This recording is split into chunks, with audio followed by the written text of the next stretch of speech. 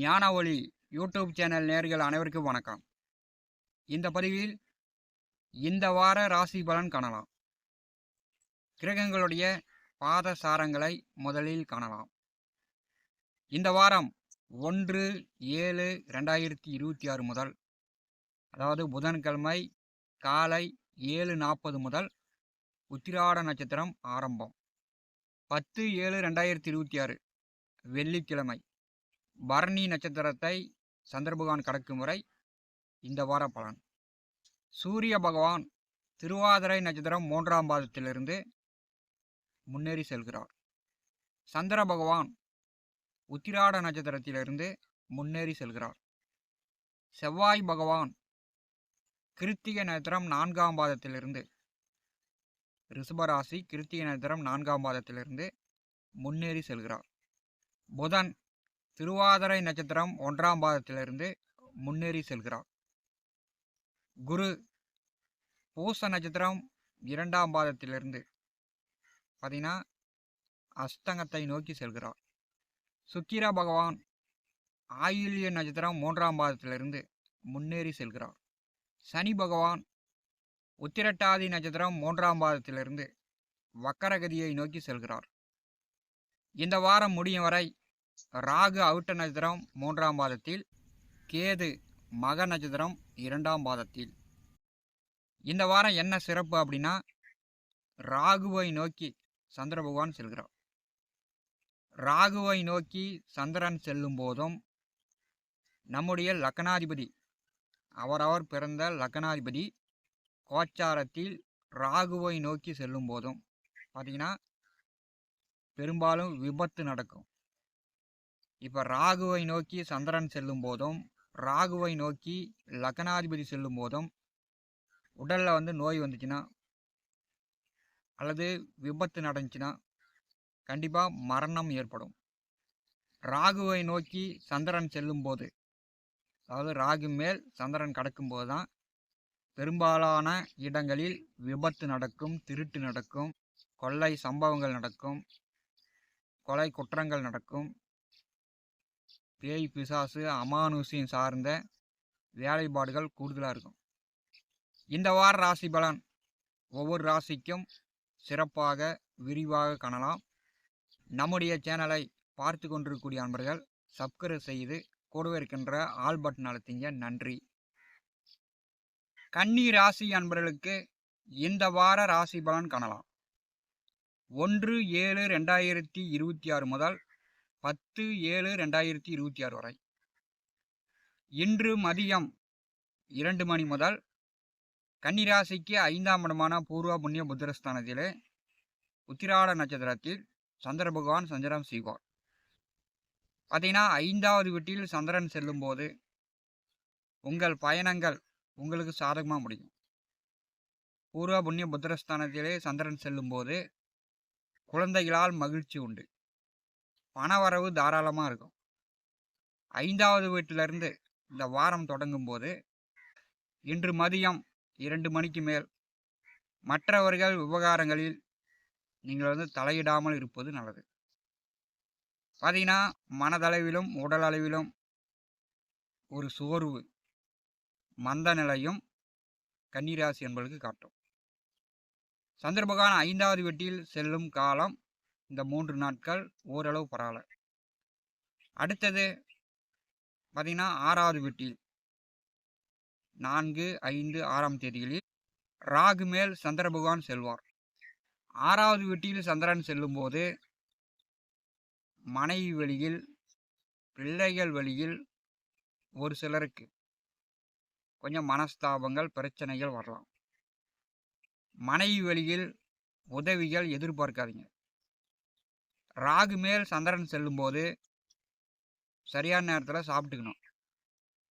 காலையில் சாப்பிட்ற சாப்பாடு மத்தியானம் சாப்பிட்றது, மத்தியான சாப்பாடு இரவு சாப்பிட்றது, இப்படி நேரம் தவறி சாப்பிட்டிங்கன்னா உங்களுக்கு ஜீரணம் ஆகாது. அப்புறம் வாந்தி பேதி ஆகக்கூடிய வாய்ப்பு உண்டு. ராகு மேல் சந்திரன் செல்லும்போது உங்களுக்கு உடல் உபாதைகள் வரலாம். அதனால் உடல் ஆரோக்கியத்தில் கவனம் வேண்டும். 6ஆம் வீட்டில் சந்திரன் செல்லும்போது உங்களுடைய வேலையில் உத்தியோகத்தில், தொழிலில் வந்து கூடுதலான உழைப்பு இருக்கும்.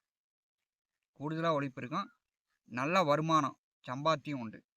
6ஆம் வீட்டில் சந்திரன் செல்லும்போது கன்னிராசி என்பவர்களுக்கு நல்ல வருமானம் உண்டு. கன்னிராசிக்கு 7வது வீட்டிலே 6, 7, 8 தேதிகளில் கன்னிராசிக்கு 7வது வீட்டிலே சனி மேல் சந்திர பகவான் கடப்பார். பாவக்கிரகத்தின் மேல் பாதகாதிபதி செல்லும்போது கன்னிராசி என்பவர்களுக்கு மிகப்பெரிய அதிர்ஷ்டம். புதிய துணிமணி எடுக்கலாம். புதிதாக 2 வீலரோ 4 வீலரோ வண்டி வாகனங்கள் வாங்கலாம். புதிதாக விவசாயிகள் வந்து புதிய பயிர் பண்ணலாம். ஆடு வாங்கலாம், மாடு வாங்கலாம். சனி மேல் சந்திரன் செல்லும்போது நீங்கள் வந்து உற்சாகமாக உணர்வீர்கள். உங்கள் மனதும் உடலும் நல்ல சந்தோஷப்படும். உங்கள் பயணங்கள் வெற்றியாகும். சனி மேல் சந்திரன் செல்லும்போது ஆன்மீக பயணங்கள், சுற்றுலா போய்ட்டுலாம், கோயிலுக்கு போய்ட்டுலாம், இறைவனுடைய அனுகிரகம் பரிபூர்ணமாக கிடைக்கும். சனி மேல் சந்திரன் செல்லக்கூடிய 3 நாட்கள் 6, 7, 8 இந்த 3 தேதி உங்களுக்கு அதிர்ஷ்டமே. 8, 9, 10 இந்த 3 நாட்களும் கன்னிராசி என்பவர்களுக்கு சந்திராஷ்டம தினம். 8, 9, 10 அதாவது 8ஆம் தேதி மதியம் 2 மணிக்கு மேல் உங்களுக்கு சந்திராஷ்டம தினம் ஆரம்பம். இப்போ வந்து இந்த 8ஆம் தேதி மதியத்திற்கு மேல் பார்த்தீங்கன்னா குடும்பம், பணம், உங்களுடைய பயணங்கள் இதெல்லாம் வந்து பிரச்சனையே ஏற்படுத்தும். சந்திராஷ்டம தினத்தில் எந்த ஒரு முக்கிய முடிவுகளும் நீங்கள் வந்து எடுக்கக்கூடாது. சந்திராஷ்டம நாளில் வந்து யாருக்கும் ஜாமீன் கையொப்பம் போடக்கூடாது. சந்திராஷ்டம நாட்களில் யாரிடமும் கடன் வாங்கக்கூடாது. சந்திராஷ்டம நாளில் கடன் வேணால் கொடுக்கலாம், வாங்கக்கூடாது. அதே மாதிரி பயணங்கள், போக்குவரத்து, இப்போ வந்து நீண்ட தூரம் போகணும், அர்ஜென்ட்டு போயே தான் ஆகணும் அப்படின்னா விலை உயர்ந்த பொருள் நீங்கள் வந்து எடுத்துகிட்டு போகக்கூடாது. சந்திராஷ்டம நாளில் மரண பயத்தை ஏற்படுத்தும்.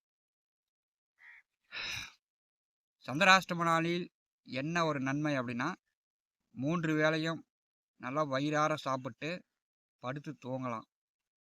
அவங்கவுங்க வேலையை அவங்கவுங்க பார்த்துக்கணும். அதை விட்டுட்டு மற்றவர்கள் வேலையில், மற்றவர்களுடைய விவகாரங்களில் மூக்க நுழைக்கிறது, அவங்களுடைய ரகசியங்களை அறிந்து கொள்வது இதெல்லாம் வந்து ஏற்படுத்தி கொண்டீங்கன்னா 8ஆம் தேதி மதியத்திலிருந்து 9, 10ஆம் தேதி சந்திராஷ்டம நாளாக இருக்கும்போது கன்னிராசி என்பர்கள் குடும்ப விஷயத்திலும், பண விஷயத்திலும், உங்களுடைய பயணங்களிலும் நீங்கள் வந்து மிகுந்த கவனமாக எச்சரிக்கையாக இருக்க வேண்டும். ஏன்னா 2.25 நாளில் சந்திரன் வந்து அவருடைய வேலையை முடித்து விடுவார். சந்திராஷ்டம நாளில் ஒருவர் வந்து பயணம் சென்றால், வண்டி வாகனத்தில் ஒரு 20 கிலோமீட்டர் 30 கிலோமீட்டர் பயணம் சென்றால் கீழே உழுவுற மாதிரி உடலில் வந்து காயங்கள் ஏற்பட்டு வேதனையை கொடுத்து விடும். இதெல்லாம் அனுபவபூர்வமாக பார்த்தோம். கன்னிராசி என்பவர்களுக்கு 8ஆம் தேதி மதியத்திலிருந்து 9, 10ஆம் தேதி சந்திராஷ்டம தினமாக இருக்கும்போது குடும்பம், பணம், உங்கள் பயணங்களில் நீங்கள் வந்து கவனமாக இருக்கணும். இதில் தான் உங்களுக்கு பிரச்சனையே வரும். கன்னிராசிக்கு 9வது வீட்டிலே பார்த்தீங்கன்னா வார ஆரம்பத்தில் ஒரு 3 நாட்கள் சூரிய நட்சத்திரத்திலே செவ்வாய் வந்து செல்கிறார். 9வது வீட்டில் செவ்வாய் இருக்கும்போது ஆன்மீக காரியங்கள், கோயிலுக்கு போய்ட்டுடலாம். கோவில் கட்டுமானம், கோவில் கும்பாபிஷேகம், கோவில் திருவிழா, கோவில் திருப்பணிகள் சார்ந்து பணங்காசு செலவு பண்ணக்கூடிய சூழ்நிலை இந்த வாரம் உங்களுக்கு உண்டு. விரையாதிபதி நட்சத்திரத்தில் அஷ்டமாதிபதி செல்லும்போது உங்களுக்கு வந்து கோவில் காரியங்களில், கோவில் திருப்பணிகளில் செலவுகளை உண்டாக்கும். 3 தேதிகளுக்கு மேல் சந்திர பகவானுடைய நட்சத்திரத்தில் அஷ்டமாதிபதி செவ்வாய் செல்லும்போது நீங்கள் வந்து முயற்சி செய்யலாம். மூத்த உடன் பிறந்தவர்களுடைய உதவி ஆதரவுடன், அவங்களுடைய சப்போர்ட்டுடன், இளைய உடன் பிறந்தவர்கள் சப்போர்ட்டுடன் நீங்கள் முயற்சி செஞ்சீங்கன்னா அந்த முயற்சிகள் உங்களுக்கு வெற்றியாகும். கன்னிராசிக்கு 9வது வீட்டிலே செவ்வாய் இருக்கும்போது உங்கள் தந்தையார் கொஞ்சம் வந்து கோவப்படுவார். உங்கள் மேலே வந்து உங்கள் தந்தையார் பிரியம் இல்லாமல் கோவப்படுற மாதிரி இருக்கும். அப்படி இல்லைன்னா உங்கள் தந்தையார் மேல் நீங்கள் கோவப்படுவீங்க. கன்னி ராசிக்கு 10வது வீட்டிலே திருவாதிரை நட்சத்திரத்திலே புதனும் சூரியனும் சஞ்சாரம் செய்கிறார்கள். திருவாதிரையில் சூரியனும் புதனும் அமர்ந்திருக்கும் போது நட்சத்திர சாரம் கொடுத்தவர் ராகு கன்னிராசிக்கு 6வது வீட்டில் அமர்ந்திருக்கிறார். இப்போ அரசு உதவிகள், அரசு நலத்திட்ட உதவிகள், அரசு சார்ந்த காரியங்களில் உங்களுக்கு வெற்றி உண்டாகும். அதாவது திருவாதிரையில் சூரியனும் புதனும் இருக்கும்போது அரசு சார்ந்த காரியங்களில் உங்களுக்கு வெற்றி உண்டாகும். பயன்படுத்தி கொள்ளலாம். கன்னிராசிக்கு 11வது வீட்டிலே குரு நல்ல நிலையில் இருக்கிறார். உங்களுக்கு குரு பலன் உண்டு. குரு பலன் இருக்கும்போது இந்த வாரம் திருமண காரியங்கள், சுப விசேஷங்களுக்கு நீங்கள் முயற்சி செய்யலாம். திருமண வயதில் உள்ளவர்கள் வரன் பார்த்தீங்கன்னா இந்த வாரம் வரன் செட் ஆகும். 8, 9, 10ஆம் தேதிகளில் நீங்கள் வரன் பார்க்க செல்லாமல் இருப்பது நல்லது. சுபகாரியங்கள் செய்யாமல் இருப்பது நல்லது. 3 தேதிக்கு பிறகு 12ஆம் வீட்டிற்கு சுக்கிரன் வருகிறார். குடும்பத்தில் சுபகாரிய பேச்சுவார்த்தைகள் நடக்கும். அப்படி இல்லைன்னா இந்த வாரமே கூட திருமணம் நடக்கும். 12வது வீட்டிற்கு 2ஆம் அதிபதி வரும்போது குடும்பத்தில் சுபகாரிய செலவுகள், கோவில் ஆன்மீகம் சார்ந்த செலவுகள், உங்களுடைய சுக தேவைக்குண்டான செலவுகள், அதாவது வீட்டுக்கு தேவையான பண்டம் பாத்திரம், அரிசி பருப்பு காய்கறிகள், இப்படி சாப்பாட்டுக்கு உணவுக்கு தேவையான செலவுகளும் இந்த வாரம் வரும். 12வது வீட்டிலே சுக்கிரன் வருவது கன்னிராசிக்கு நல்ல யோகம்தான். இரவு படுத்திங்கன்னா நல்லா உறக்கம் வரும். அதாவது 3 தேதிக்கு பிறகு. கன்னிராசி அன்பர்களுக்கு இந்த வாரம் 8ஆம் தேதி மதியத்திலிருந்து 9, 10ஆம் தேதி உங்களுக்கு முழுமையாக சந்திராஷ்டம நாட்களாக இருக்கும்போது குடும்பம், பணம், பயணங்களில் நீங்கள் கவனமாக இருங்க. 8ஆம் தேதி மதியத்திற்குள் உங்களுக்கு முன்னாடி வரக்கூடிய நாட்கள் ஓரளவு உங்களுக்கு சாதகமானதாக இந்த வாரம் அமையும். ஞான ஒளி யூடியூப் சேனலை பார்த்து கொண்டிருக்கக்கூடிய அன்பர்கள், இதுவரை நம்முடைய சேனலை சப்ஸ்கிரைப் செய்யாத அன்பர்கள் மறக்காமல் சப்ஸ்கிரைப் செய்து கூடவே இருக்கின்ற ஆல் பட்டன் அழுத்திங்க. தினந்தோறும் நம்முடைய சேனலில் ஜோதிட பலன்கள் பதிவிடப்படும். உடனுக்குடன் பார்த்து பயன்பெறுங்கள். நன்றி, வணக்கம்.